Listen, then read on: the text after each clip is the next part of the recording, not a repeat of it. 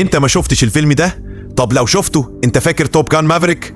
لما الطيارات طارت وسط الجبال بسرعة الصوت، ولما الضربة المستحيلة اتحققت في آخر لحظة، كنا بنقول ده خيال. بس يا صاحبي، الخيال ده اتحول لحقيقة مرعبة. في الفيلم الفريق استخدم صواريخ تمويه، شوشوا على الرادارات، لخبطوا الدفاعات، وبعدها انقضوا على الهدف ضربات دقيقة وسط الجبال ونسفوه لمنشأة نووية كمان لدولة معادية. ما قالوش اسمها في الفيلم، بس هي إيران مفيش غيرها. ومن يومين طيارات أمريكية فعلا دخلت فوق منشأة فوردو النووية في إيران، موقع مدفون في قلب الجبل تحت الأرض ب80 متر.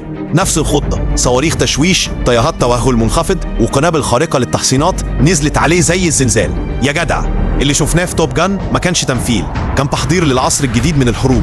دي مش سينما، دي كانت رسالة نارية وصلت وانفجرت. تابعنا وخليك دايما سابق بخطوة.